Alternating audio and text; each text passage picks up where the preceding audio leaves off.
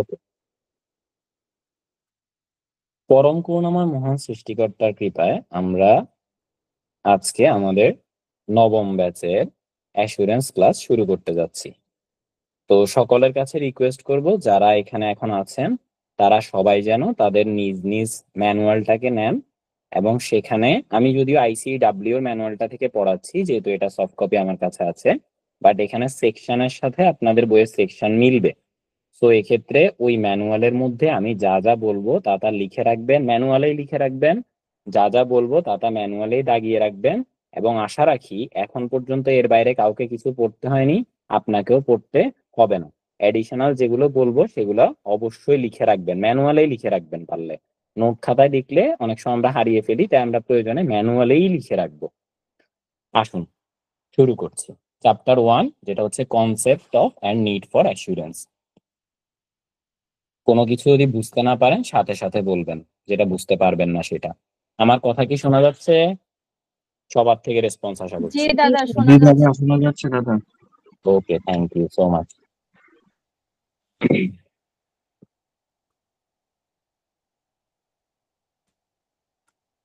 ওকে, দেখেন কি বলছে। An assurance engagement is one in which a practitioner expresses a conclusion designed to enhance the degree of confidence of the intended user other than responsible party about the outcome of the evaluation or measurement of a subject matter against criteria.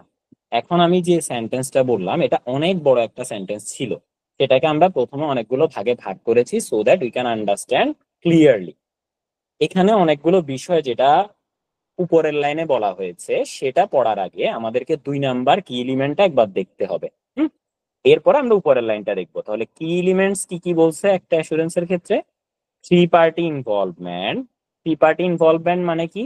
একটা assurance হতে হলে সেখানে মূলত minimum 3টা party লাগবেই। তারা কারা কারা?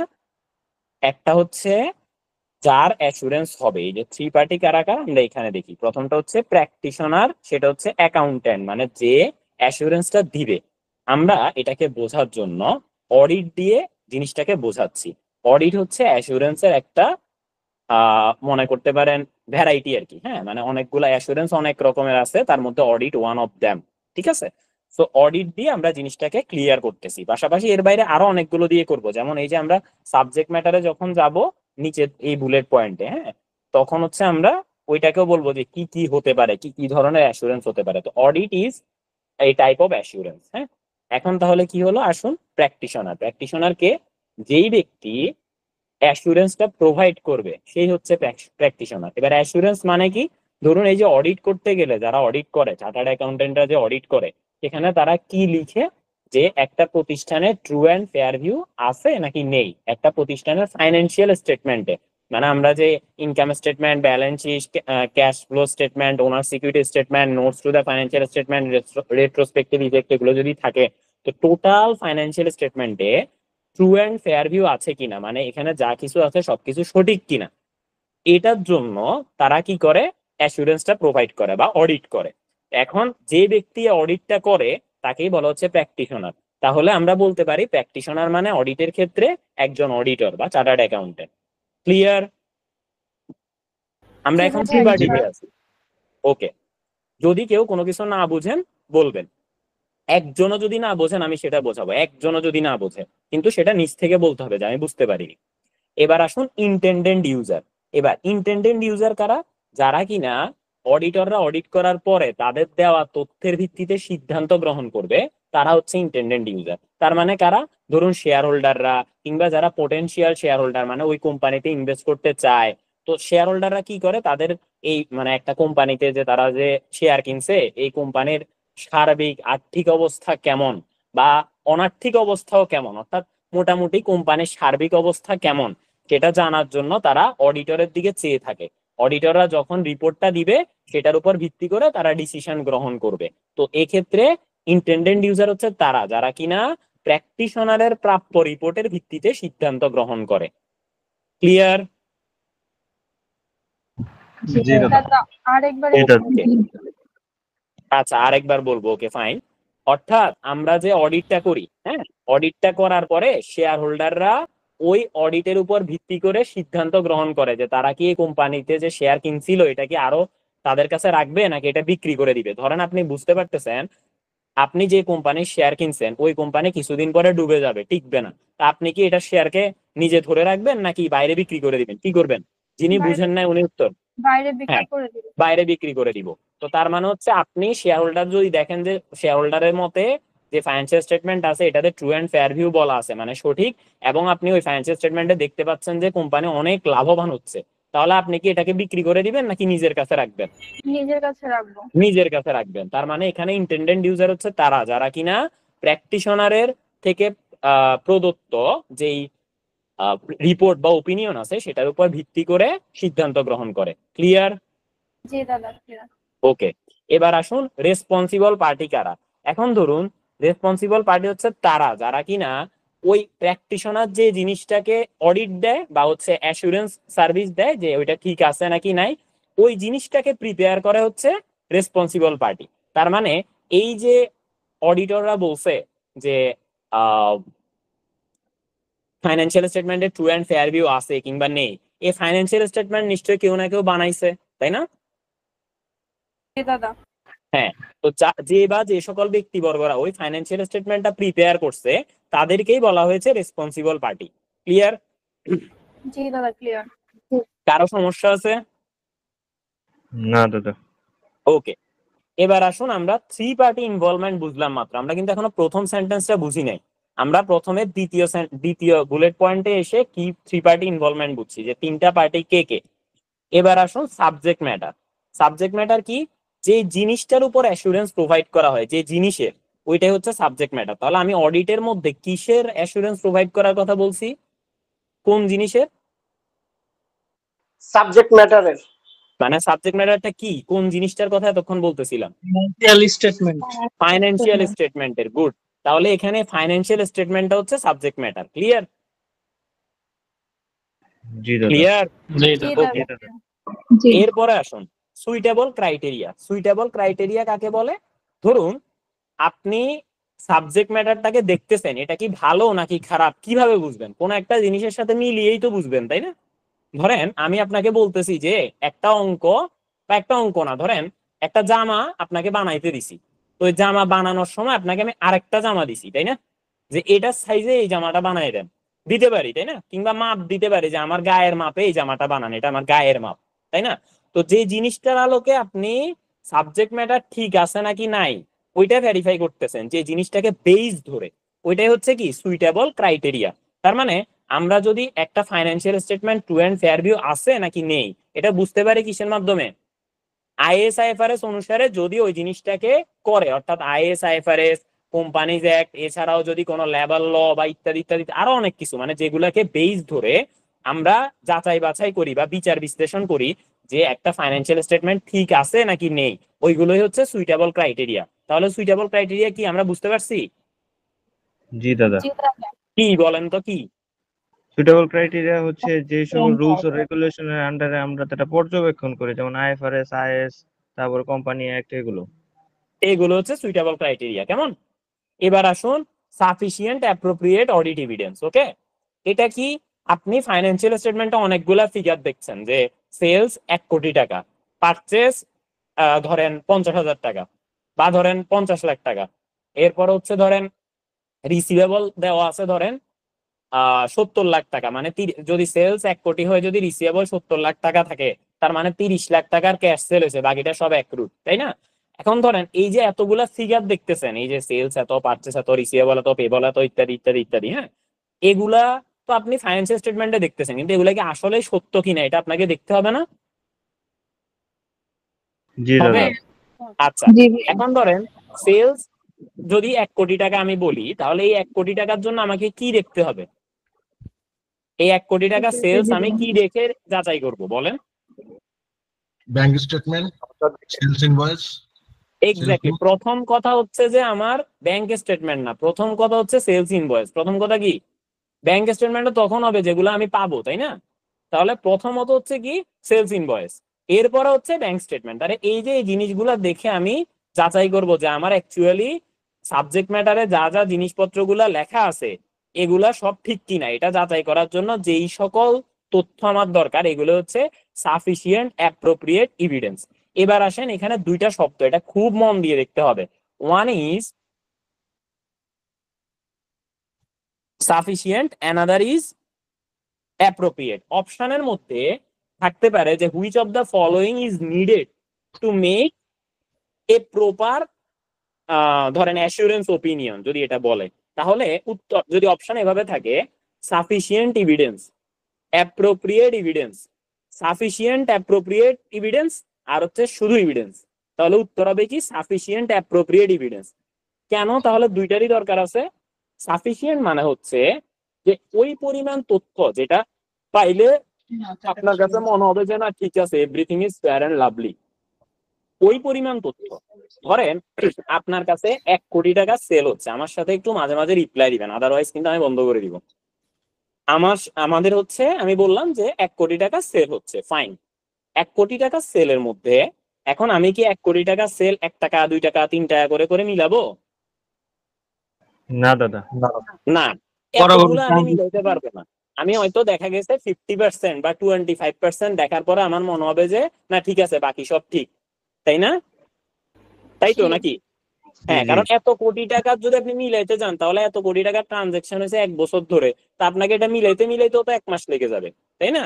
সো তার মানে আপনার তো এত সময় নাই, আপনাকে তো একটা নির্দিষ্ট সময় দেওয়া আছে যে এর ভিতরে আপনাকে অডিটটা কমপ্লিট করতে হবে। তাহলে যতটুকু পরিমাণ দেখলে আমি নিজের দিক থেকে স্যাটিসফাই হব যে না আমি দেখছি, ওইটা হচ্ছে সাফিসিয়েন্ট। ওইটা হচ্ছে কি সাফিসিয়েন্ট। সাফিসিয়েন্ট। আর অ্যাপ্রোপ্রিয়েট কি? এখন ধরেন আমি যদি আপনাকে বলি যে আপনি সেলস দেখেন, তো আপনি সেলস যদি দেখতে চান আপনি কি পারচেজ ইনভয়েস যোগ করে দেখবেন যে কত টাকা হয়েছে সেল? না, শুধু না, sales। আপনাকে সেলস ইনভয়েস দেখতে হবে, তাই না? তো তার মানে যেই জিনিসের জন্য আমি যেটাকে দেখতে হবে সেটা হচ্ছে অ্যাপ্রোপ্রিয়েট, যতটুকু দেখতে হবে সেটা হচ্ছে সাফিসিয়েন্ট। তাহলে কি আমি সাফিসিয়েন্ট আর অ্যাপ্রোপ্রিয়েট কে আলাদা আলাদা করে বোঝাইতে পারছি? জি দাদা। ওকে, এবার আসুন রিটেন রিপোর্ট। এখন ধরেন আপনি যখন, আমার স্ক্রিন তো ক্লিয়ারলি দেখা যায় তাই না? জি জি। ওকে, দেখুন এবার আমি ধরলাম যে আমাকে অ্যাসুরেন্স মানে কোন একটা কিছু অডিট করতে দিছে। এখন আমি যে অডিট করার পরে অডিট যে রিপোর্ট বা ওপিনিয়নটা জানাবো সেটা কি আমরা মুখে জানাই দিব হ্যাঁ ট্রু এন্ড ফেয়ার ভিউ আছে, এটা বললে হবে? না। আবার আমি যদি বলি, হ্যাঁ আবার আমি যদি বলি যে আমি একটা বাংলা খাতার মধ্যে লিখে দিব যে আপনার প্রতিষ্ঠানের সব ঠিক আছে, এটা দিলে হবে? না। না। তার মানে এখানে আমাকে একটা নির্দিষ্ট ফরম্যাটে এটা দিতে হবে। তাহলে যদি প্রশ্নে উত্তর থাকে, প্রশ্ন কিন্তু এখন হুবহু যে আইসিএবি যে বই লেখা আছে এটার মতো হচ্ছে তা কিন্তু না, প্রশ্ন অনেক চেঞ্জ হয়ে প্রশ্ন আসতেছে, দিন দিন প্রশ্নের কোয়ালিটি আরো ডেভেলপ হচ্ছে, সামনে আরো ডেভেলপ হবে। যারা আপনারা পাস করতেছেন না এমসিকিউতে, তাড়াতাড়ি পাস করেন, কারণ আমি মনে করি যে এমসিকিউ পাস করা মানে অদূর ভবিষ্যতে রিটেন পাস করা থাকে কঠিন হতে পারে। কেন হতে পারে? কজ রিটেনে আপনার সাথে যে 50 জন পরীক্ষা দিছে তারাও একই জায়গায় পরীক্ষা দিছে, একই প্রশ্নে পরীক্ষা দিছে। আপনি যদি হাতের লেখা সুন্দর থাকে, ঠিক করে প্রেজেন্ট করে আসতে পারেন, আপনি রিটেনে আজ না হয় কাল পাস করবেন। কিন্তু এমসিকিউ এমন একটা জিনিস যে এখানে অনেকে আছে যে ওই যে বলে না যে আমি না পড়ে আন্দাজে পাস করে ফেলছি, অনেকে বলে, তো এটা ঠিক, তারা করছে, তারা এটা করছে ট্রু, তো তারা সামনে গেলে আটকাবে, এটাও ট্রু। আবার কেউ কেউ আছে যে তারা জেনেই পাস করছে, এটাও ঠিক। দুইটাই করে, দুই ধরনের পার্টি বর্তমান, হ্যাঁ মানে আছে, বিদ্যমান। এখন আপনি যদি মানে এমসিকিউতে দেরি করতে করতে করতে করতে এক পর্যায়ে দেখবেন যে আপনার প্রশ্ন অনেক হার্ড হয়ে যাচ্ছে, এখানে 4টা মানে 4টা প্রশ্নের অপশনই অনেক কঠিন হয়ে যাচ্ছে। ফর এক্সাম্পল আপনাকে যদি বলে যে কবর কবিতার রচয়িতাকে, 4টা অপশনে জসিমউদ্দিন আছে, একটাতে হচ্ছে জসিম বানানে দন্তস্ব রস্যিকার, আর একটাতে দন্তস্ব দীর্ঘিকার, উদ্দিন বানানে একটাতে মানে দয়ে দ সংযুক্ত রস্যিকার, আর একটাতে দয়ে দ সংযুক্ত দীর্ঘইকার। তো তার মানে কি দাঁড়াইলো, 4টাই জসিমউদ্দিন। এবার আপনি কনফিউজ হবেন না যে এবার কোন জসিমউদ্দিন বানানটা সত্য? এখন আপনার আইসিবি প্রশ্নগুলো গ্র্যাজুয়ালি আস্তে আস্তে আস্তে আস্তে ডিফিকাল্ট হচ্ছে। তা আপনি যত দেরিতে যাবেন, যত দেরিতে পরীক্ষায় বসবেন, তত প্যারার মধ্যে আপনার নিজেকেই পড়তে হবে। তাই as soon as possible pass করেন, অন্তত এমসিকিউতে। এ হচ্ছে বিষয়। এবার আসেন কেন এই কথাটা বললাম যে এর বাইরে থেকে অনেকভাবে ঘুরিয়ে পেঁচিয়ে আসে। তো বর্তমান প্রশ্নে যে প্রশ্ন আসতেছে এখানে শুধু রিটেন রিপোর্ট আসতেছে না, এখানে আসতেছে written report in a prescribed way. হ্যাঁ, মানে এখানে একটা নির্দিষ্ট প্রেসক্রাইবড ওয়ে থাকে, প্রেসক্রাইবড ম্যানার থাকে, ওইটাতে আপনাকে রিপোর্টটা দিতে হবে। জাস্ট আমি এমনি লিখে দিলাম রিটেন রিপোর্ট দিলেই হবে, বিষয়টা এমন না।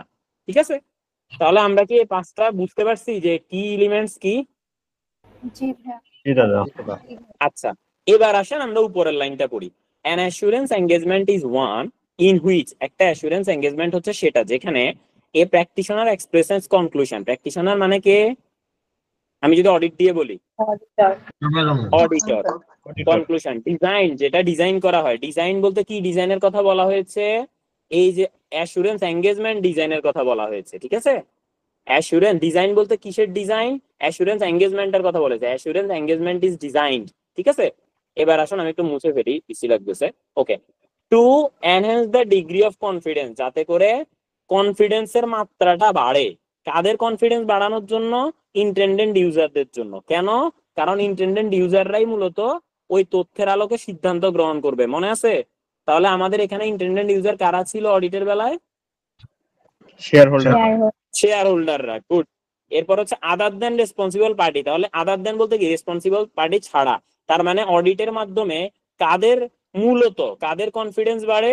ইন্টেন্ডেন্ট ইউজারদের নাকি রেসপন্সিবল পার্টিদের? ইন্টেন্ডেন্ট ইউজারদের। ইন্টেন্ডেন্ট ইউজারদের। তবে রেসপন্সিবল পার্টিরাও অডিট থেকে উপকৃত হয়। কেন? কারণ অডিটররা যখন এটা অডিট করে যায় তখন এখানে একটা থার্ড আই পড়ে। থার্ড আই মানে কি? ফার্স্ট আই হচ্ছে ধরেন তারা, সেকেন্ড আই হচ্ছে ধরেন শেয়ার হোল্ডাররা। ধরেন আজকে যদি আমি যদি আপনাকে জিজ্ঞেস করি বলেন তো আপনার আর আমার মধ্যে কে ফার্স্ট পারসন, আপনি কি উত্তর দিবেন? ধরেন আমি কেটি তুষার নামে একজন আছে, হ্যাঁ, ওনারে জিজ্ঞেস করলাম যে আপনার আর আমার মধ্যে ফার্স্ট পারসন কে, আপনি কি উত্তর দিবেন? আপনি ফার্স্ট পারসন দাদা। আমি ফার্স্ট পারসন। এই তো ভুল করছেন, আপনি ফার্স্ট পারসন। আমি আমার নিজের জায়গাকে ফার্স্ট পারসন বলবো। আমারে যদি জিজ্ঞেস করে যে আমার আর তারিকুল ইসলাম ভাই নামে একজন আছে, দেখতে পাচ্ছি আনমিউট করা, নয়েস আসতেছে না, করা রাখেন, সমস্যা নেই। তো আমার আর তারিকুল ইসলাম ভাইয়ের মধ্যে আমি যদি জিজ্ঞেস করি, মানে আমাকে যদি জিজ্ঞেস করা হয় যে নোবেল ভাই আপনি ফার্স্ট পারসন না তারিকুল ইসলাম ভাই ফার্স্ট পারসন, তাহলে আমি কি উত্তর দিব? আপনি ফার্স্ট পারসন। আমি ফার্স্ট পারসন। আমি ফার্স্ট পারসন। তারিকুল ইসলাম ভাই কি উত্তর দিবে? তারিকুল সে ইসলাম ফার্স্ট পারসন তার দিক থেকে। এক্স্যাক্টলি, তার দিক থেকে সে ফার্স্ট পারসন। তো তার মানে যে আপনার ফাইন্যান্সিয়াল স্টেটমেন্টটা প্রিপেয়ার করছে সে হচ্ছে কে ছিল? আমরা বলছিলাম রেসপন্সিবল পার্টি। Responsible party. কেমন? আর তার ফাইন্যান্সিয়াল স্টেটমেন্টের আলোকে সিদ্ধান্ত গ্রহণ করবে কে? হ্যাঁ, ঠিক আছে তো। হ্যাঁ, ইন্টেন্ডেন্ট ইউজার মানে শেয়ার হোল্ডাররা, তাই না? তাহলে ওই জায়গায় ফার্স্ট পারসন, তাইলে ওই যে বানাইছে রেসপন্সিবল পার্টি তার দিক থেকে রেসপন্সিবল পার্টি ফার্স্ট পারসন, আর ইন্টেন্ডেন্ট ইউজারের দিক থেকে ইন্টেন্ডেন্ট ইউজার ফার্স্ট পারসন, তাই না? একজনের জিনিস বানানো জিনিসের উপরে আরেকজনের সিদ্ধান্ত নিবে, ঠিক কিনা? জি দাদা। হ্যাঁ, আর আরেকজনের মানে এই হচ্ছে বিষয়। আর তাইলে এবার থার্ড পারসন কে? অডিটর। থার্ড পারসন কে? অডিটর। অডিটর। মানে এখানে আমি আর তারিকুল ভাই যদি কথা বলি, যদি বলি যে তারিকুল ভাই আপনি আর আমার মধ্যে কে ফার্স্ট পারসন, তারিকুল ভাই বলবে যে তারিকুল ভাই ফার্স্ট পারসন।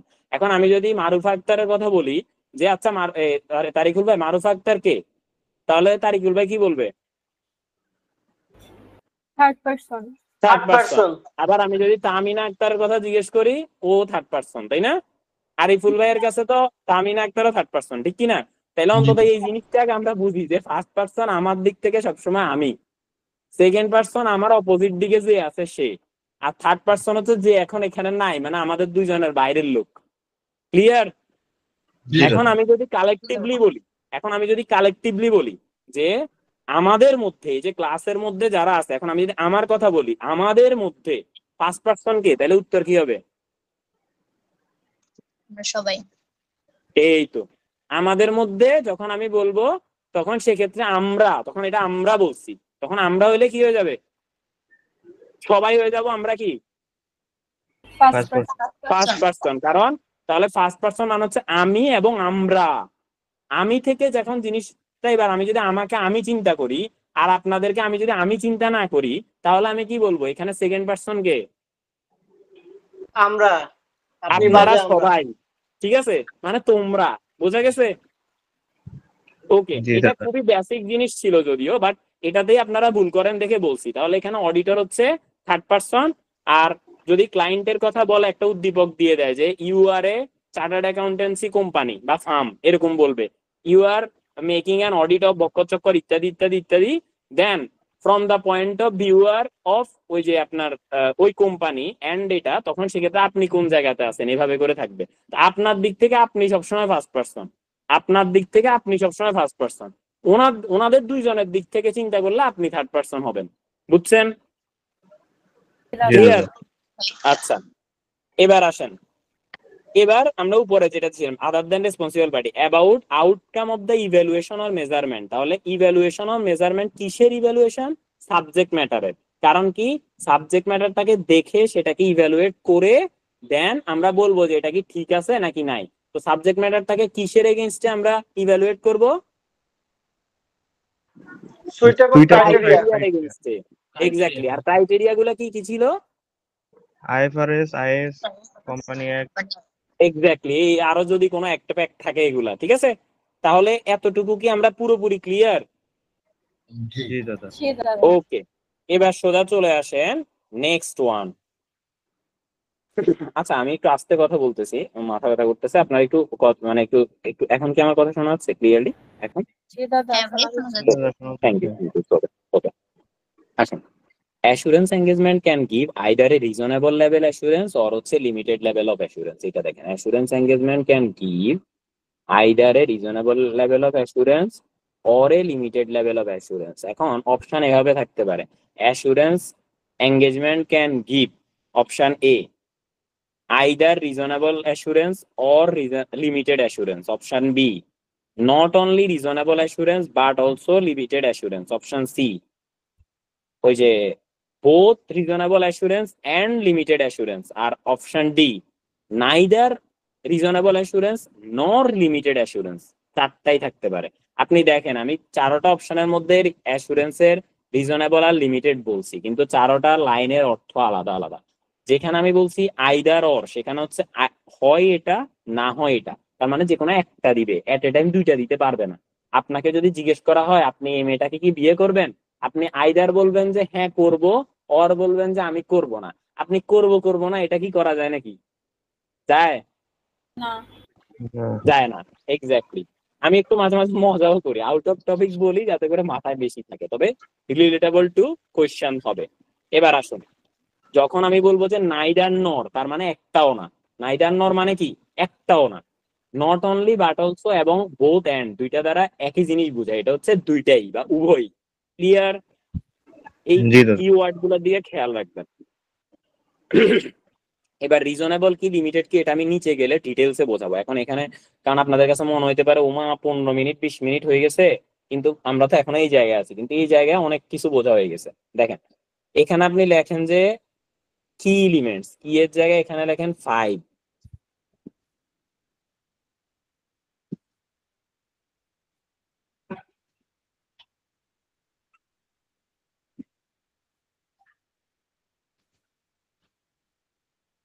ঠিক আছে, 5 কি এলিমেন্টস। ওকে, 5 কি এলিমেন্টস কোনটা? এই যে আমরা উপরের দিকে 5টা পড়ছিলাম না, এই যে কি এলিমেন্টস। আর এখানে 3 পার্টি ইনভলভমেন্টটাকে একটা কি এলিমেন্ট ধরা হয়েছে, আর বাকি আছে 4টা। ঠিক আছে, কথা বলে না। হ্যাঁ দাদা ঠিক আছে। হ্যাঁ, এবার আসেন, এখানে আমরা অলরেডি বুঝে গেছি কোনটা দ্বারা কি। এখানে তাও আমি একবার লিখে দিচ্ছি, দাঁড়ান।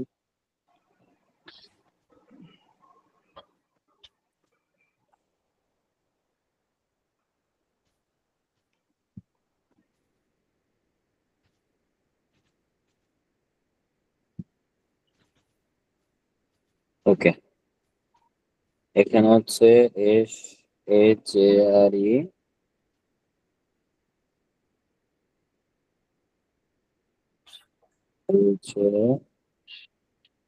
আপনারা যারা আপনাদের বইতেও লিখে রাখতে পারেন। হ্যাঁ,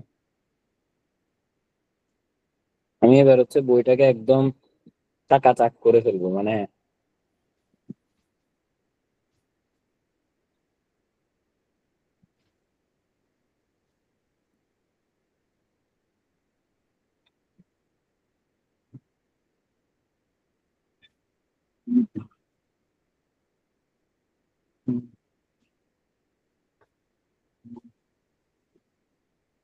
শেয়ার হোল্ডার। আর এখানে তো অলরেডি লিখছি, আর এখানে লিখে দিই হচ্ছে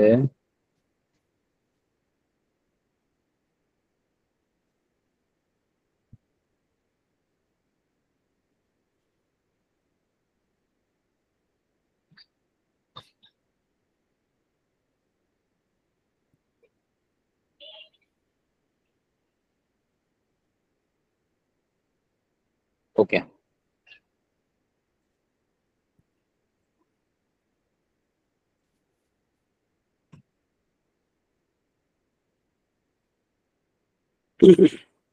আসুন এবার আসুন সাবজেক্ট ম্যাটার। তাহলে সাবজেক্ট ম্যাটার কি কি হতে পারে?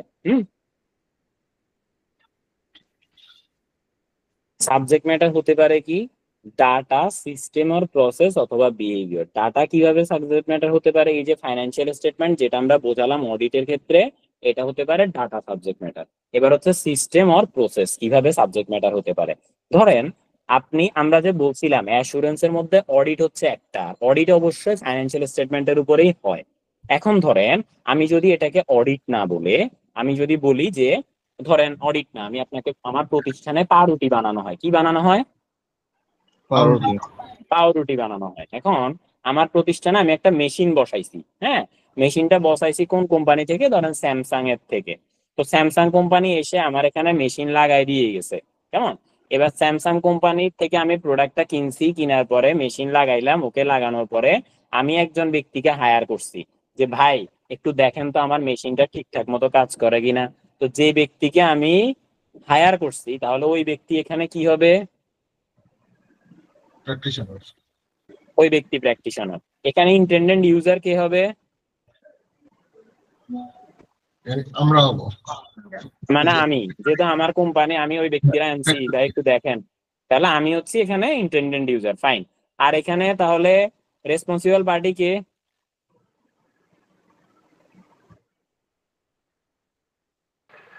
বলেন। যারা এটা ক্রিয়েট স্যামসাং, করছে। কারণ তাদের তাদের জিনিসটার উপরেই তো কাহিনী হইতেছে, তাই না? তাদের জিনিসটার উপরেই তো চেক আপ হইতেছে, ঠিক কিনা? তো তার মানে এখানে স্যামসাং হচ্ছে কি রেসপন্সিবল পার্টি হবে। এবার আসুন সিস্টেম আর প্রসেস বুঝছি না? এই উদাহরণে এখন সিস্টেম আর প্রসেস আরেক ভাবেও হইতে পারে, আরো অন্য ভাবেও হইতে পারে, বিভিন্ন ভাবে হইতে পারে। আমি জাস্ট একটা উদাহরণ দিলাম। এবার হচ্ছে ধরেন বিহেভিয়ার কেমনে হইতে পারে সাবজেক্ট ম্যাটার। ধরেন আপনি ধরেন হ্যাঁ আমি তো এখনো আনম্যারিড ব্যাচেলার ছেলে, হ্যাঁ, তো এখন দেখা গেছে আমি ধরেন বিয়ে করব। এখন আপনার পরিচিত কোনো আত্মীয় স্বজন আছে, তার জন্য আপনি আমারে দেখতেছেন, ফাইন, ভালো কথা।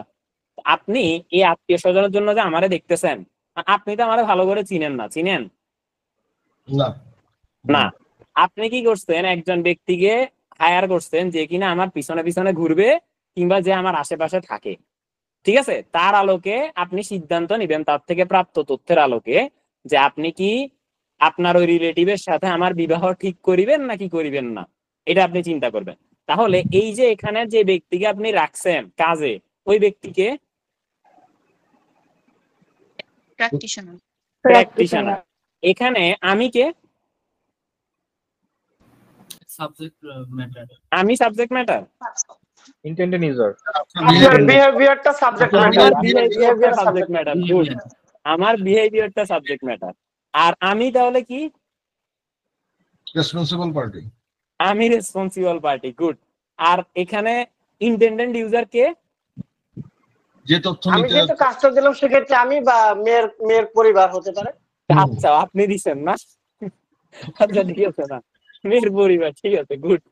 আচ্ছা দেখেন ক্লিয়ার, এবার বুঝতে পারছেন বিহেভিয়ারের ক্ষেত্রে কিভাবে হয়? জি ওকে, শেষ। এবার আসেন সুইটেবল ক্রাইটেরিয়া, এটা আমরা বুঝে গেছি। এখন ধরেন আমি যে বিহেভিয়ারের ক্ষেত্রে বলছি, আমরা অডিটের ক্ষেত্রে সুইটেবল ক্রাইটেরিয়া মানে কি আমরা সবাই বুঝছি, আইএস আইএফআরএস হ্যান। বিহেভিয়ারের ক্ষেত্রে সুইটেবল ক্রাইটেরিয়া কি?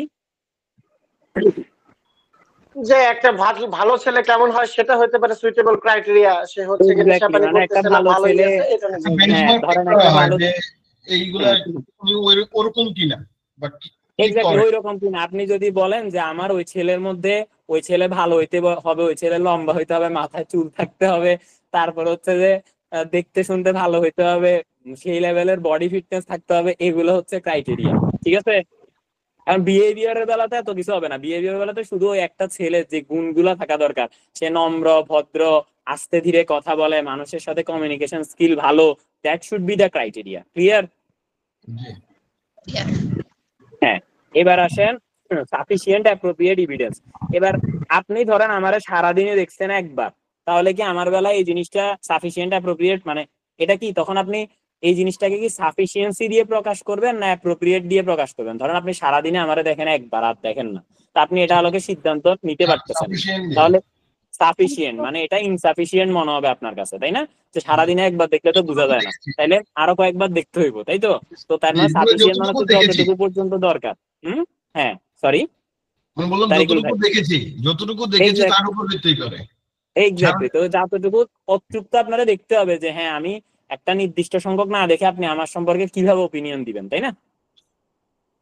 তাই তো? তো সাফিসিয়েন্ট মানে হচ্ছে ততটুকু পর্যন্ত দেখা যতটুকু দেখলে আপনি নিজে ওপিনিয়ন দিতে পারবেন বলে আপনার মনে হয়, সেটাই হচ্ছে সাফিসিয়েন্ট। আর অ্যাপ্রোপ্রিয়েট মানে কি, এখন ধরেন আমি ভদ্র নাকি অভদ্র এটা দেখার জন্য আমি দিনে কত কেজি খাই, এটা কি অ্যাপ্রোপ্রিয়েট? না না না।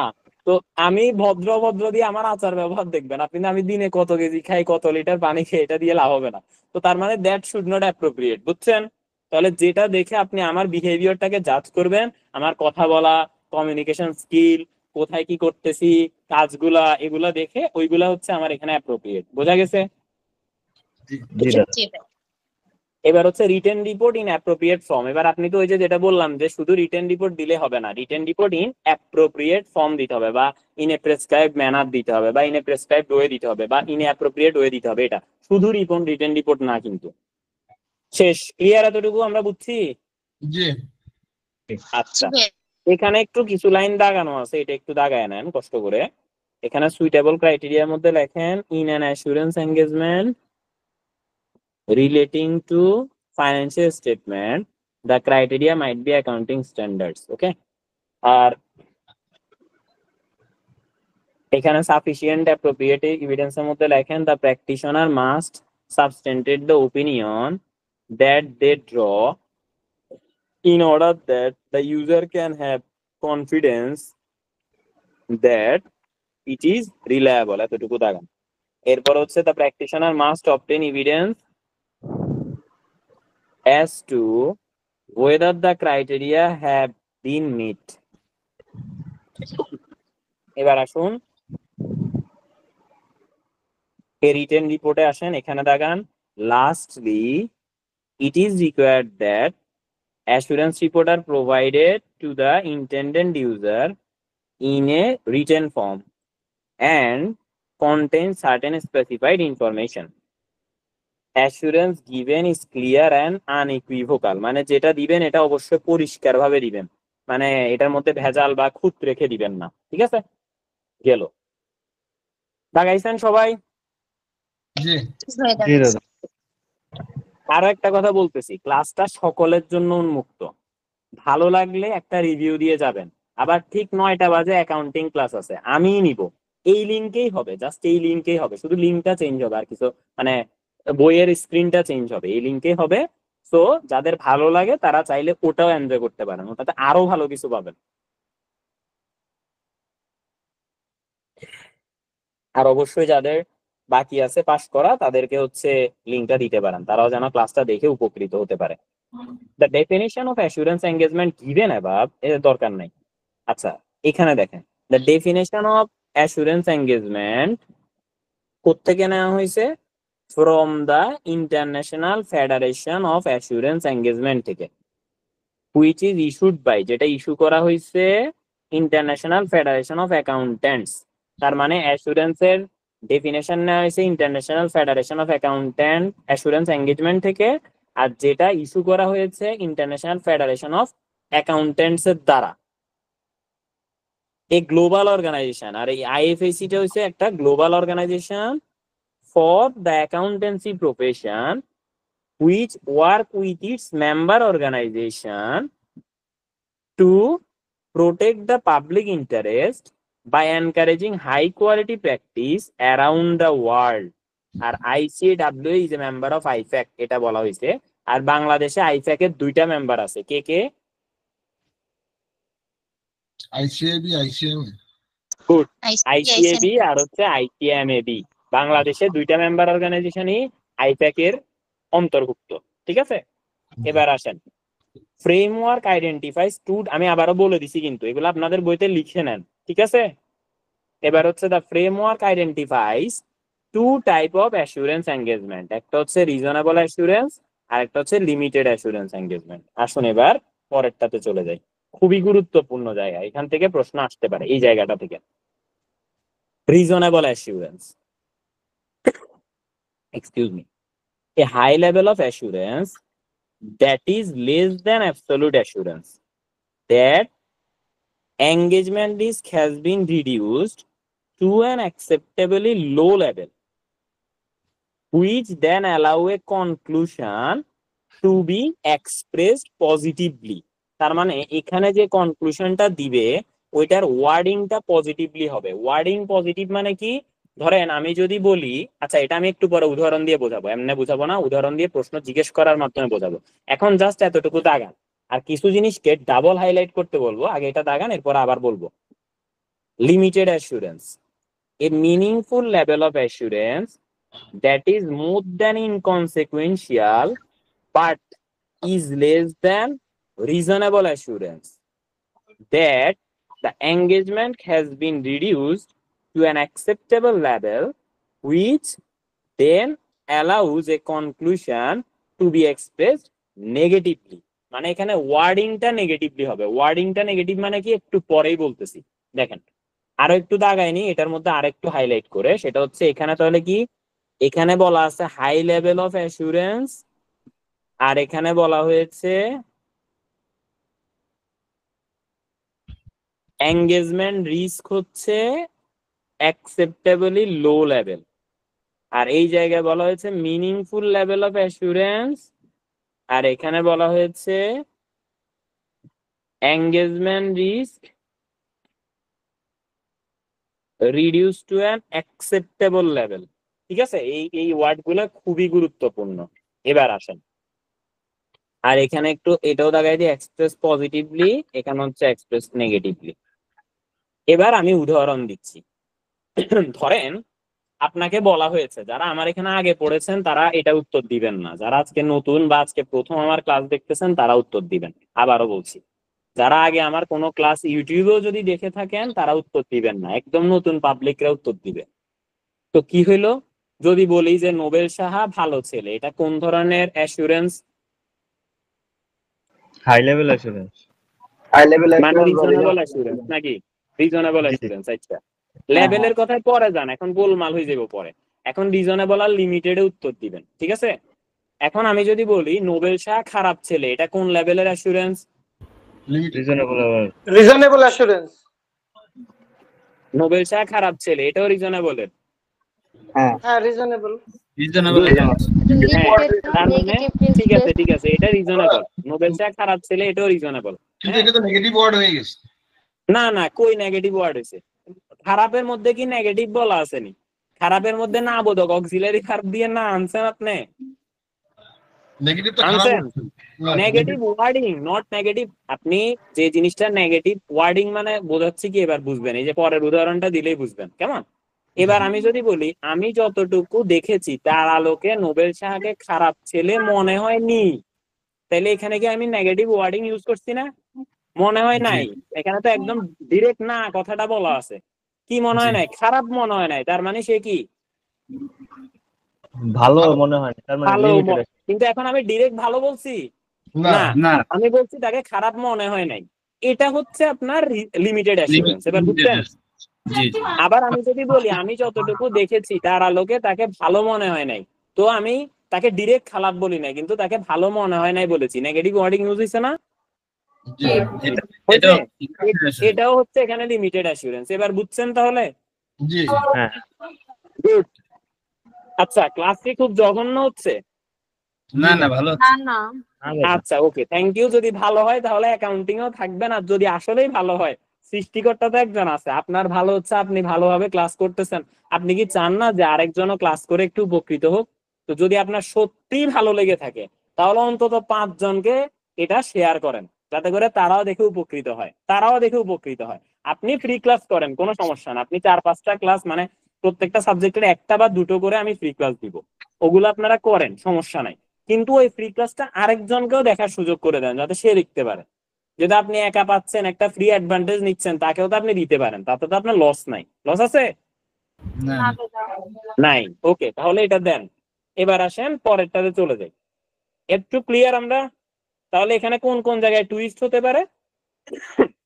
রিজনেবল অ্যাসুরেন্স আসতে পারে। যে রিজনেবল অ্যাসুরেন্স কি, অপশনে দে which of the following are correct about reasonable assurance, বা which of the following statement is correct about reasonable assurance. Option A high level of assurance. হ্যাঁ, আবার আরেকটা কথা, অ্যাসুরেন্স পরীক্ষায় কিন্তু আপনাদের অনেক সময় দুইটা অপশনও নিতে পারে, হুইচ অফ দ্য ফলোইংস আর, এভাবেও আসতে পারে। ঠিক আছে, অনেক সময় মাল্টিপল অপশনে উত্তর হয়, এটাও দেখবেন। অ্যাসুরেন্স পরীক্ষা হয়, যারা পরীক্ষা অলরেডি একবার দুইবার দিচ্ছেন তারা দেখছেন। অ্যাসুরেন্স, বিজনেস ফাইন্যান্স আর ট্যাক্স, এই 3টা পরীক্ষায় হয়ে থাকে, মাল্টিপল অ্যান্সার হয়ে থাকে। তো এখন কথা হচ্ছে তাহলে কি, এখানে অপশনে থাকতে পারে যে হাই লেভেল অফ অ্যাসুরেন্স, এরপর হচ্ছে engagement risk has been reduce to acceptably low level, meaningful level of assurance, তারপরে engagement risk has been reduce to an acceptable level. তো এখানে প্রত্যেকটা জিনিস একটা সাথে, যে কোথায় কোন লেভেল, কোথায় কোন জায়গায় রিস্ক, কোথায় কোন জায়গায় ওপিনিয়ন, এটা খেয়াল রাখতে হবে। হাই লেভেল অ্যাসুরেন্স হচ্ছে হাই লেভেল, কিন্তু এঙ্গেজমেন্ট রিস্ক হচ্ছে লো লেভেল। আর এখানে লিমিটেড অ্যাসুরেন্স হচ্ছে অ্যাসুরেন্স মিনিংফুল লেভেল, কিন্তু এঙ্গেজমেন্ট রিস্ক হচ্ছে অ্যাকসেপ্টেবল লেভেল। আর একটা লেভেলের অ্যাসুরেন্স কখনো দেওয়া যায় না, সেটা হচ্ছে অ্যাবসলিউট অ্যাসুরেন্স। কেমন? কোন অ্যাসুরেন্স কখনো দেওয়া যায় না? Absolute assurance. ওকে, এবার আসুন।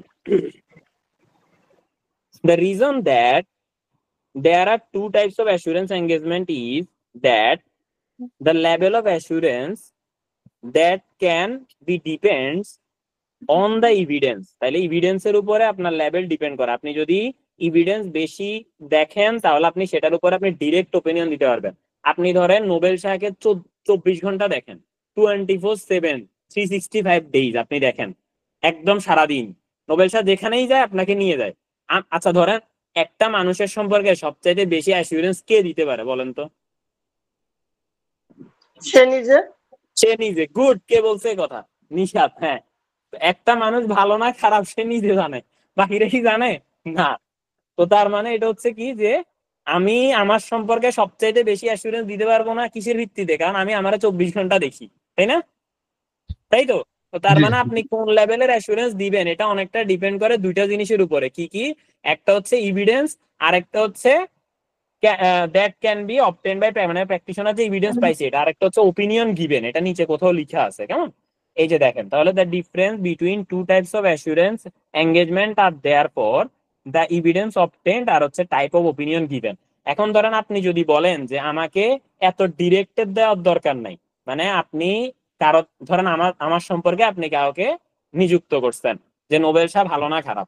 একটা হচ্ছে তুমি আমারে ঠিক করে কইবা যে নোবেল শাহ ভালো না খারাপ, আর একটা হচ্ছে যে আচ্ছা একটা কোনো মতের উপরে বললেই হইব যে কেমন।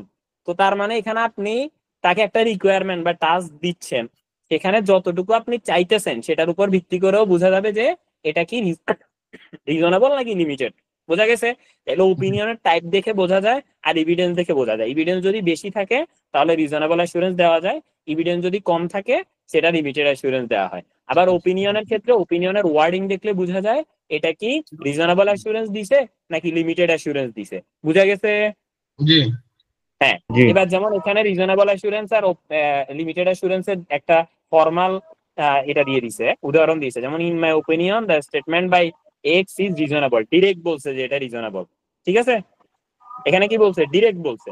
আর এরপরে এখানে কি বলছে? In the course of my seeking evidence about the statement by chairman nothing has come to my attention indicating that the statement is not reasonable. মানে এমন কোনো কিছু আমার চোখে পড়ে নাই যেটার আলোকে আমি বলবো যে এটা রিজনেবল না, কিন্তু এটা কি ঘুরে বেচায় দিছে না? ওই যে এটার মতো আর কি, আমার চোখে এমন কিছু পড়ে নাই যার আলোকে আমি বলতে পারি নোবেল শাহ খারাপ ছেলে না। বুঝছেন এবার? জি ওকে, দাদা, একটা কোশ্চেন। বলেন। লিমিটেড অ্যাসুরেন্সের ক্ষেত্রে যে ওয়ার্ডিংটা আছে, এভিডেন্স বা আমরা যতটুকু দেখেছি বা যতটুকু, এটাই তো একটা ইন্ডিকেশন লিমিটেড মানে বের করার জন্য কোশ্চেন থেকে? না, আপনি যতটুকু দেখেছেন সেটার আলোকে আপনি যে ওপিনিয়নটা দিবেন সেটার আলোকে বোঝা যাবে যে এটা কি রিজনেবল নাকি লিমিটেড। এখন আপনি যদি Right. কম দেখেন তাহলে আলটিমেটলি আপনি নিজে থেকেই আপনি লিমিটেড অ্যাসুরেন্সই দিবেন, তাই না? জি আপনি যদি কম দেখেন, এখন আপনি কম দেখছেন কিন্তু আপনি যদি কনফিডেন্টলি কিছু একটা দিয়ে দেন তাও সেটা রিজনেবলই হবে, কারণ জি আলটিমেটলি ওপিনিয়নের ড্রয়িং এর উপরে ডিপেন্ড করতেছে এটা কি রিজনেবল নাকি লিমিটেড, বুঝছেন?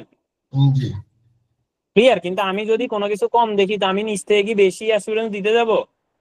না, না, আমি তো দিতেই কম দিবে। এখন তাও আমি যদি বোকা হই কিংবা আমি যদি তার থেকে টাকা খাই, এখন ধরেন আপনি আমার অল্প জিনিস দেখছেন, ধরেন আপনাকে নিয়োগ করা হয়েছে আমার ক্যারেক্টার সার্টিফিকেট দেওয়ার জন্য, তা আপনি আমারে বলছেন দাদা আপনারা দেখার জন্য তো আমারে নিয়োগ দিছে, তাই বললাম ও তাই নাকি, আসেন আসেন। তা আমি আপনাকে একদম ভালো করে একদম যাই হোক, তো এরপরে কি হইলো, আপনি তো বলবেন হ্যাঁ দাদা তো একদম পীর দরবেশ নাকি। আচ্ছা দেখেন, ক্লিয়ার তো না?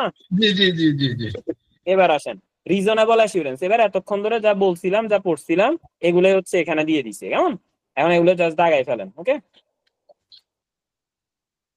আর একটা কথা, আমি একটা কথা বলবো, যে সাবজেক্ট গুলো আমি নিচ্ছি অ্যাকসেপ্ট অ্যাকাউন্টিং, মানে অ্যাকাউন্টিংও আমি নিচ্ছি, কিন্তু মানে এই যে 4টা থিওরি আছে অ্যাসুরেন্স, তারপর হচ্ছে আইটি, ল, বিজনেস, ফাইন্যান্স, এখানে আমার পড়ার বাইরে একটা শব্দ আপনাকে পড়তে হবে না, একটা শব্দ।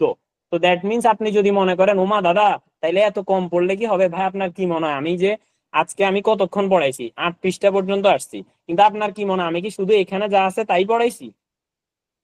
শুধু কি না, তাই পড়াইছি তো 3 পৃষ্ঠা মাত্র, তাই না? কিন্তু এখানে আমি কতগুলো ইনফরমেশন দিছি, এই ইনফরমেশন গুলো আপনাকে লিখে রাখেন, মনে রাখেন, আপনাকে রাখতে হবে, ব্যাস। যদি এতটুকু করেন যথেষ্ট, আর কিচ্ছু লাগবে না। এটা হচ্ছে দাদা যেগুলো থিওরি হাইলাইট এগুলোর কথা করে বলছি। মুখস্থ করলেই হবে? শুধু এগুলো মুখস্থ না, মুখস্থ কথাটা বলতেছেন কেন? বলবেন যে মনে রাখতে হবে, বুঝে বুঝে দিতে হবে। এখানে কি হুবহু মুখস্থ করবেন? আমি কি আপনাকে মুখস্থ করাইতেছি? না, বলেন। ভবিষ্যতের এখানে জন্য। আমার, হ্যাঁ, ভবিষ্যতের জন্য না, এগুলা মনে রাখবেন, এটাকে মুখস্থ না বলে মনে করবেন যে এটা মনে রাখতে হবে। আমি কি আমার নাম মুখস্থ করছি? আমার নাম নোবেল শাহ না, আমার বাবার নাম মুখস্থ করছি। দাদা আপনি কি এইটা আমার নাম মুখস্থ করছেন? এইটা যে বললেন ওটা তো প্রতিদিন পড়তে পড়তে পড়তে পড়তে গিয়ে যেটা এক্স্যাক্টলি, আমাকে হ্যাঁ। এখন না না না, এখন ধরেন আমার নাম কি বলেন তো? নোবেল সাহা। আপনি কি এর আগে কয়েকবার আমার নাম পড়ে পড়ে পড়ে পড়ে মুখস্থ করছেন? রাইট রাইট, না, আপনি দেখতে দেখতেই তো মুখস্থ হয়ে গেছে, তাই না? সেটাই এত তো। বেশি দেখছেন যে মানে যেখানেই যায় শুধু দাদার কাছে পড়ছি, দাদা এই হয়েছে, দাদা সে হয়েছে, তাই না? জি তো এখানেও সেম জিনিস, এখানেও আপনি দেখতে দেখতেই মনে চলে আসবে, কিন্তু সেটা বুঝে বুঝে দেখতে হবে। এখন আপনি হয় আইদার দুইটা জিনিস আমাকে দেখছেন, একটা হচ্ছে পজিটিভ দিক থেকে যারা আমাকে পজিটিভলি বলে আজকে আপনি আমার ক্লাস দেখতেছেন, অথবা নেগেটিভ দিক থেকে অনেকে আছে কিছু না দেখে ওই যে চিলে কান নিয়ে গেছে, কান নিয়ে গেছে, এরকম অবস্থা। দেখেন এক্সাম্পলস অফ অ্যাসুরেন্স এঙ্গেজমেন্ট, এগুলো দরকার নাই। আসেন 2.2 বেনিফিট অফ অ্যাসুরেন্স।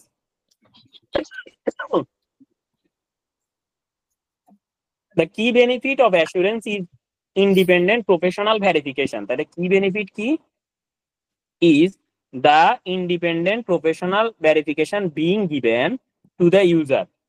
ইন্ডিপেন্ডেন্ট দেওয়া হয় কারণ থার্ড পার্টির থেকে হয়, আর প্রফেশনাল ভেরিফিকেশন মানে সে একজন chartered accountant, so he is a professional man or woman.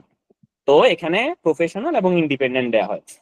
আচ্ছা, এখন আমি একটা যদি প্রশ্ন করি, বলেন তো অডিটর কার আন্ডারে চাকরি করে? ম্যানেজমেন্টের আন্ডারে নাকি হচ্ছে শেয়ার হোল্ডারের আন্ডারে? কারণ না। শেয়ার কারো হোল্ডার। আন্ডারে না, কারো আন্ডারে না, কারো আন্ডারে না। উত্তর হচ্ছে কি কারো আন্ডারে না, ঠিক আছে?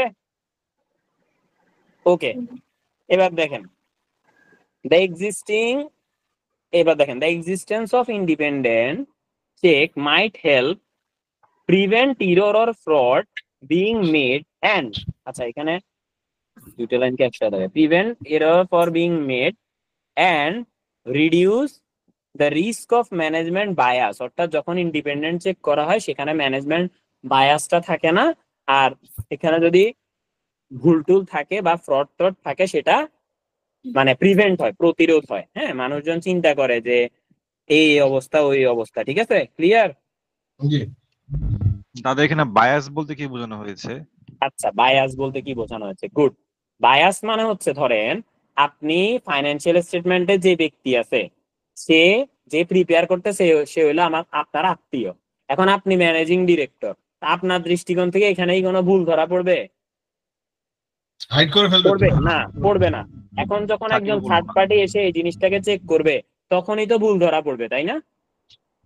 জি দাদা। কারণ এর আগে তো আপনার মধ্যে একটা পক্ষপাত দুষ্টতা কাজ করবে, করবে না? ধরেন এখানে কোন একটা স্টুডেন্ট, সে ধরেন আমার এখানে পড়ে, সে আমার অনেক ফেভারিট স্টুডেন্ট, সে কোনোদিন ক্লাসের মধ্যে ঢুকে উল্টাপাল্টা কোনো একটা কিছু করে বসছে। তো আপনারা যদি বলেন আমি কি ডিরেক্ট তারে পুরা উড়াইয়া দিমু এমন কিছু না, আমি তো তার আগে চিন্তা করবো যে না রে নিশ্চয় কোনো ভুল হয়ে গেছে, তার আগে দেখি তার কি হয়েছে। কিন্তু যদি এটা অন্য কোনো র্যান্ডম পাবলিক হয় তাহলে কি করবো, তার প্রতি কি আমার একই রকমের ওপিনিয়ন থাকবে? না, না। তাই না? তো বায়াসনেস মানে হচ্ছে সেটা, যেটা আপনার কারো প্রতি কোনো না কোনো ধরনের সম্পর্ক যুক্ততার কারণে ক্রিয়েট হয়, ওইটাই হচ্ছে বায়াসনেস। ক্লিয়ার এবার? জি দাদা। ওকে, এবার আসেন, এরপরে বলছে assurance service May act as a deterrent, এটা একটা ডিটারেন্ট হিসেবে কাজ করে। প্রতিরোধমূলক। হ্যাঁ, প্রতিরোধমূলক। এক্স্যাক্টলি, প্রতিরোধমূলক হিসেবে কাজ করে। এবার আসেন, it helps to ensure that high quality reliable information exist, এটার মাধ্যমে এটা নিশ্চিত করা হয় যে এখানে যে ইনফরমেশন গুলো আছে এগুলো কি হাই কোয়ালিটির, রিজনেবল, ঠিক আছে? মানে এখানে কোনো উল্টাপাল্টা, রিলায়েবল ইনফরমেশন, এখানে কোনো উল্টাপাল্টা ইনফরমেশন নাই। কারণ যেহেতু এটা অডিট হবে, কেউ এখানে ইনফরমেশন রাখার আগে একবার চিন্তা করবে যে এই জিনিসের কিন্তু অডিট হবে, পরে ধরা খাবে জামিন নেই, ঠিক আছে? জি। লিড এক্সিস্ট, এরপর হচ্ছে leading to effective market that investor have faith in and trust, অর্থাৎ যেটার উপরে ইনভেস্টরদের ফেইথ থাকে এবং ট্রাস্ট থাকে যখন এটাতে অডিট করা হয় তখন। এবার আসেন 3 নাম্বার পয়েন্টে, assurance can never be absolute, কারণ অ্যাসুরেন্স পুরোপুরি দেখা যায় না। কেন যায় না? কারণ 100% পুরোপুরি দেওয়া যায় না। কেন? কারণ আমার অ্যাসুরেন্স একমাত্র আমি পুরোপুরি দিতে পারবো, আর কেউ পারবে না। পারবে না। না। এরপর হচ্ছে অ্যাসুরেন্স প্রভিশন হ্যাজ লিমিটেশন, অ্যাসুরেন্সের একটা লিমিটেশন আছে which may not be understood by user. এখন অ্যাসুরেন্সের যে লিমিটেশনটা আছে এটা অনেক সময় ইউজাররা বুঝে না। কেন? ধরেন এই যে আমি কোন একটা কিছু লিখে দিছি, তো আমার অ্যাসুরেন্সের এঙ্গেজমেন্টেই বলা থাকে যে আমি যা কিছু দিতেছি এটা সবকিছু দিতেছি আমি ইভিডেন্সের উপর ভিত্তি করে। এখন আমাকে যে ব্যক্তি ইভিডেন্স দিতেছে ওই ব্যক্তিকে ম্যানেজমেন্ট। মানে ম্যানেজমেন্ট বলতে আমরা যদি ম্যানেজমেন্ট না বলে সার্বিক অ্যাসুরেন্সের কথা বলি তাহলে হচ্ছে কে? রেসপন্সিবল পার্টি, তাই না? জি। এখন রেসপন্সিবল পার্টি আমাকে যে তথ্যগুলা দিতেছে তার আলোকে আমি এখানে দিতেছি। এখন সে যদি আমাকে উল্টাপাল্টা তথ্য দেয় তাহলে কি আমার কোনো দোষ আছে? না। না। তো তার মানে যেহেতু দায়িত্ব খুঁজে বের করা। হ্যাঁ, না না, আমার দায়িত্ব খুঁজে বের করা না, আমার দায়িত্ব সে আমারে যেটা দিছে তার ভিতর থেকে খুঁজে বের করা। সে আমারে যেটা দেয় না আমি তার থেকে কেমনে খুঁজে বের করবো এবার বলেন? এই মিসআন্ডারস্ট্যান্ডিং এর কারণে গত কয়েকদিন যাবৎ সিএসিএম একটা কাহিনী হইতেছে না, যে জি। সিএম এরা বলতেছে যে সিএরা টাকা খাইছে, এই হয়েছে সে হয়েছে। এখন সিএদেরকে যদি তারা যদি উল্টাপাল্টা জিনিসপত্র দেয় এটা কি সিএরা কিছু করার আছে? না। আপনাকে যদি ধরেন আপনি আমাকে জানতে আসছেন, এখন আমার সম্পর্কে খোঁজ নিতে আসছেন, আমি বলছেন নোবেল ভাই আপনি কি করেন? আমি বললাম যে আমি তো ভাই একটা অনেক বড় গ্রুপ অফ ইন্ডাস্ট্রিজ এর এমডি। এখন এটা কি আপনি, আমি যদি এটা বলি আপনার কিছু করার আছে? এখন সর্বোচ্চ যদি ওরকম কিছু থেকে থাকে আপনি গিয়ে সেখানে খোঁজ নিতে পারবেন। আমি যতটুকু বলবো সেটাই তো নাকি? এখন জি। ধরেন আমি যদি বলি আমার ব্যাংক অ্যাকাউন্ট 50টা আছে, আপনি কি 50টার জায়গায় 70টা খুঁজে বের করতে পারবেন? না। পারবেন আপনি? না। না। তো এখন আমি যতটুকু বলবো ততটুকুর আলোকিত আপনি অ্যাসুরেন্স দিবেন, তাই না? তো এটাই জি। হচ্ছে লিমিটেশন, যে মানে একজন চার্টার্ড অ্যাকাউন্ট্যান্টকে বা অ্যাসুরেন্স প্রোভাইডারকে যে তথ্য দেয়া হয় বা ওই রেসপন্সিবল পার্টির দ্বারা যে তথ্যটা দেয়া হয় সে তথ্যের আলোকে তিনি অ্যাসুরেন্স প্রোভাইড করে। এখন আম জনতা কি মনে করে? আম জনতা মনে করে যে ও মা সব তো খুঁজে বের করতে হইব, যে একটু আগে আপনি বলছিলেন যে দাদা এটা তো খুঁজে বের করতে হইব, তাই না? এই জি। যে আসলে ঘটনাটা কি আর জনগণ কি মনে করে এই দুইটার মধ্যে একটা পার্থক্য আছে না মতামতের, জি। এটাই হচ্ছে এক্সপেকটেশন গ্যাপ। এটাই কি? Expectation gap। Expectation gap. Clear? তার জি। মানে অ্যাকচুয়ালি অ্যাসুরেন্স থেকে আসলে কি চায় আর অ্যাসুরেন্সের বিষয়ে মানুষের কি ধারণা, এই দুইটার মধ্যে যে পার্থক্য এটা হচ্ছে এক্সপেকটেশন গ্যাপ। আবার ধরেন আমি ধরেন চার্টার্ড অ্যাকাউন্টেন্ট, ধরেন আমি একটা প্রতিষ্ঠানে অডিট করছি, সেখানে আমি দিলাম যে এটা আনকোয়ালিফাইড ওপিনিয়ন হোক কোয়ালিফাইড হোক যাই হোক একটা দিছি। কোয়ালিফাইড মানে কি এটা ভালো? না। আচ্ছা এগুলো না। নিয়ে আমি পরে বলবো, কোনটা আনকোয়ালিফাইড কোনটা কোয়ালিফাইড কোনটা ডিসক্লেমার কোনটা অ্যাডভার্স, এগুলো আমি পরে বলবো। আমি জাস্ট এমনি ভালো খারাপ দিয়ে বুঝাই। আমি বললাম যে আমি একটা খারাপ ওপিনিয়ন দিলাম যে এই প্রতিষ্ঠানের বিষয়ে ট্রু অ্যান্ড ফেয়ার ভিউ নাই, এখন আপনি জানছেন কি এই প্রতিষ্ঠানে অডিট হয়েছে, আপনারা বলছে যে হ্যাঁ হয়েছে, কে করছে? নোবেল শাহ সিএ করছে, ধরেন কথার কথা আমি করছি, ধরেন আমি তো আমার চার্টার্ড অ্যাকাউন্টেন্ট হই নাই বাই দ্য ওয়ে, তো ধরেন আমি হওয়ার পরে করলাম, তা আপনি বললাম ও আচ্ছা নোবেলটা করছে তাইলে তো ঠিক আছে, কারণ আমি কি ওপিনিয়ন আমি লিখছি এটা ঠিক আছে, আমি লিখছি না। না, আপনি তো শুধু আমার নাম শুনেই ঠিক আছে চিন্তা করে নিছেন না? জি হ্যাঁ, এটাই হচ্ছে এক্সপেকটেশন গ্যাপ। তার মানে অ্যাকচুয়ালি যেটা আছে আর যেটা বোঝানো হয়েছে এটার পার্থক্যটাই হচ্ছে এক্সপেকটেশন গ্যাপ। ক্লিয়ার?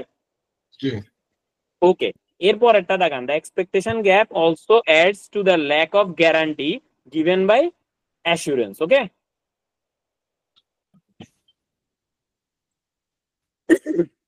এবার আসেন limitations of assurance.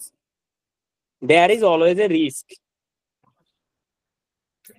Involve that the wrong conclusion will be drawn. মানে এখানে এমনও হইতে পারে যে ভুল কনক্লুশন ড্রন হইতে পারে, পারে না? পারে জি পারে। হ্যাঁ দাদা পারে, পারে। কারণ আপনাকে যে তথ্য দিছে সে তথ্যতে যদি ভুল থাকে তাহলে ভুল হবে, অথবা আপনাকে যে তথ্য দিছে সেটা যদি আপনি ধরতে না পারেন তাহলেও ভুল হবে, হবে না? কিংবা আপনি এমন তথ্য এখন হাতেই পান নাই যেটার আলোকে আপনি ভুলগুলা ধরতে পারেন, যেগুলো আপনাকে দিছে সব পিওর তথ্য ছিল, তাই না? তো তাহলে আপনি তো ওপিনিয়ন যেটা দিবেন এটা তো পুরা ফাইন্যান্সিয়াল স্টেটমেন্টে দিবেন, আপনি তো কি দেখছেন সেটা আলোকে দিবেন না। আপনি নোবেল শাহর ক্যারেক্টার যদি বলেন তাহলে আপনি তো এটা বলবেন না যে আমি যতটুক মানে আমি এটা দেখছি, নোবেল শাহ চা খায়, নোবেল শাহ সিগারেট খায় না, নোবেল শাহ তারপরে ড্রিঙ্কস করে না, এগুলো আপনি দেখছেন। এখন নোবেল শাহ আরো অনেক কিছু করে, নোবেল শাহ আমদা নিয়ে বসে আছে, যে উল্টাপাল্টা কথা বলে তারা কোপানোর জন্য, ধরেন কথার কথা। এখন ধরেন এই যে নোবেল শাহ এই কাজটা করে এটা কি ঠিক? না ঠিক দাদা। নাকি? না। তো তার মানে এই যে নোবেল শাহ সামনে যে কিছু বলতে পারে না, পিছনে পিছনে বলে, তো নোবেল শাহ তো খেপে না, কিন্তু সামনে তো বলতে পারে না, ফেক আইডি থেকে বলে, অ্যানোনিমাস পোস্ট থেকে বলে। এখন আপনি যদি নোবেল শাহ যদি ধরেন কোপায়া দেয় তাহলে কি আপনি নোবেল শাহরে ভালো ওপিনিয়ন দিবেন না খারাপ দিবেন বলেন তো? খারাপ ওপিনিয়ন দেবো। খারাপ ওপিনিয়ন দিবেন। গুড। তো তার মানে হচ্ছে কি যে ভালো ওপিনিয়ন তখনই দিবেন যখন নোবেল শাহ কি keep calm and carry on, এই জিনিসটা নোবেল শাহর মধ্যে থাকে। মানে এটা কি নোবেল শাহর মধ্যে আছে নাকি কোপাকুপি করতেছে? না দাদা আছে দাদা। আছে। গুড। এবার দেখেন নোবেল শাহ তাই সকলকে ইনভাইট করে যে যারা নোবেল শাহ সম্পর্কে উল্টাপাল্টা লেখে তারাও যেন নোবেল শাহর ক্লাস দেখে, দেখে তারপরে ওপিনিয়ন দেয়। এটা হচ্ছে বিষয়।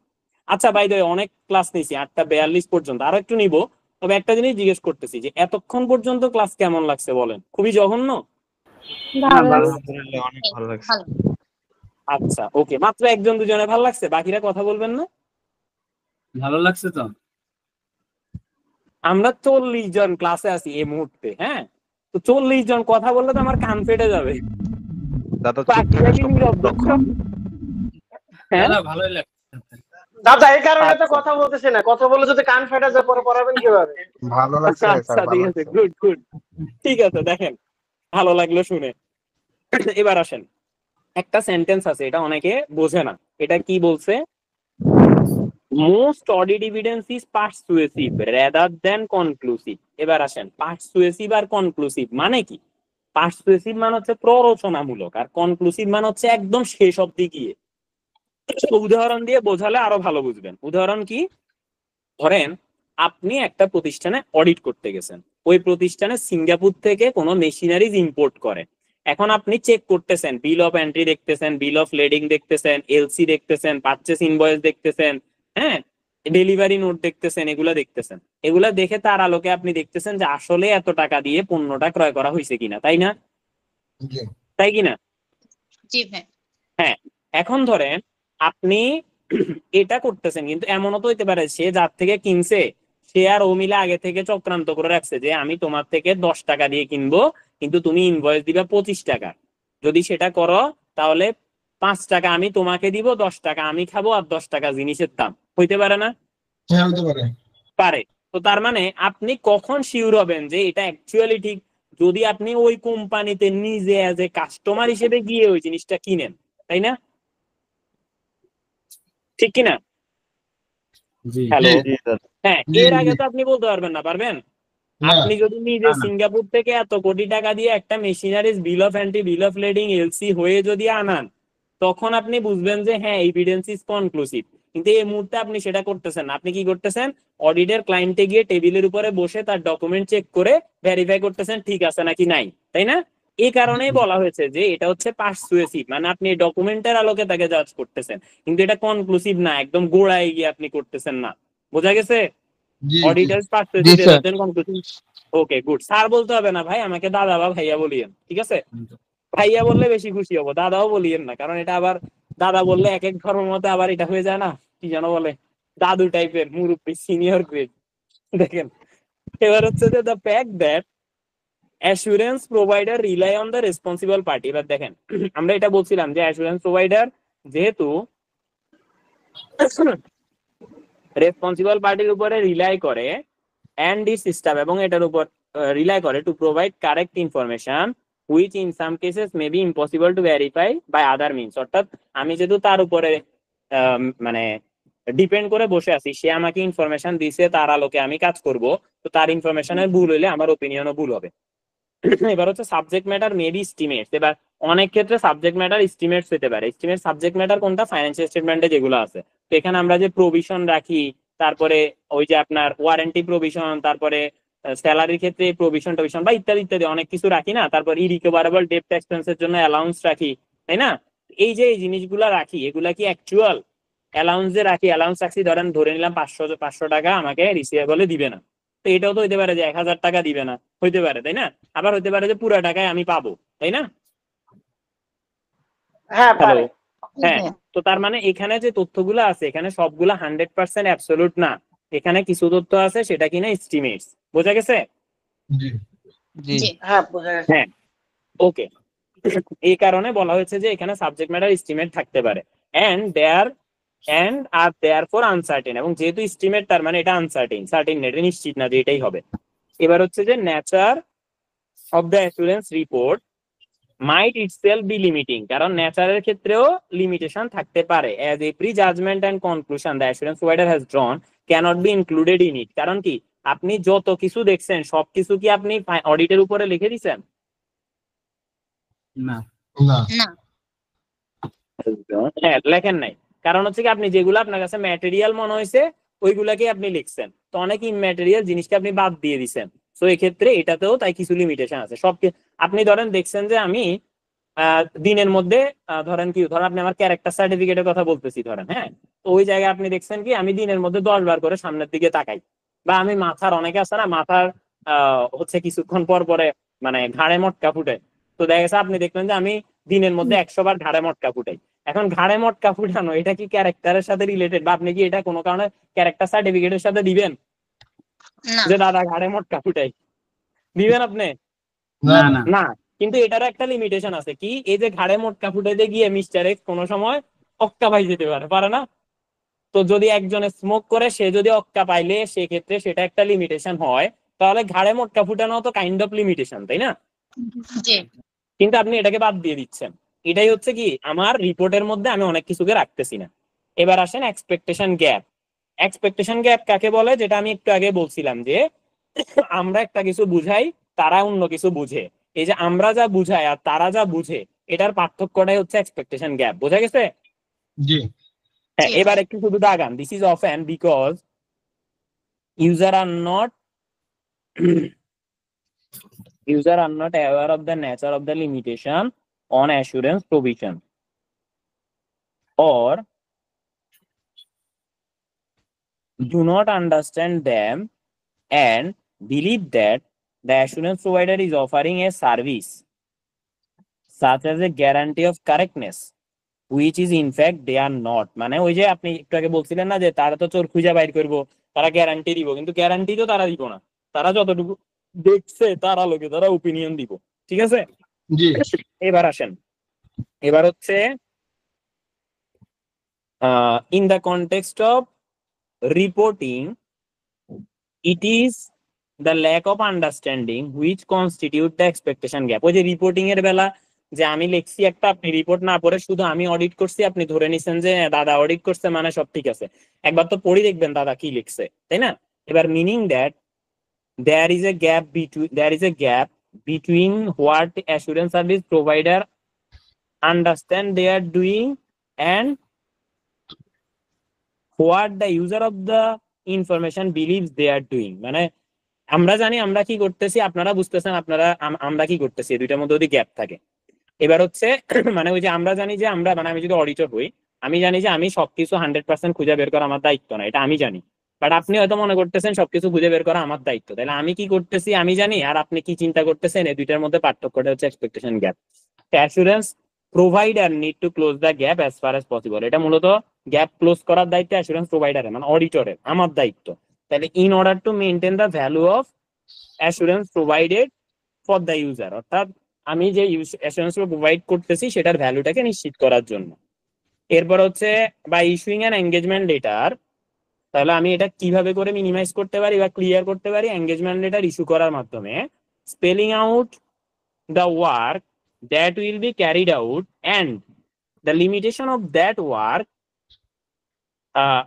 হুইচ এটা পরে দিব, আচ্ছা, and by regularly reviewing the format and content of report issued as a result of assurance work. ঠিক আছে, অর্থাৎ আমি এখানে যা যা আছে, আমি কি করব, আমার দায়িত্ব কতটুকু, আমার কি করা উচিত, এই সকল জিনিসপত্রগুলো আমি কি করব, কোথায় লিখবো আমি, এঙ্গেজমেন্ট এঙ্গেজমেন্ট লেটারে। তারা এঙ্গেজমেন্ট লেটার কে দেয় আমরা বুঝতে পারছি, এঙ্গেজমেন্ট লেটার কে দেয়, অডিটর দেয়। অডিটর বা অ্যাসুরেন্স প্রোভাইডার দেয়। কাকে দেয়, ম্যানেজমেন্ট কোম্পানি ম্যানেজমেন্ট। মানে কোম্পানির ম্যানেজমেন্টকে বা ক্লায়েন্টকে। ঠিক আছে, জি ক্লিয়ার তো না? চিফ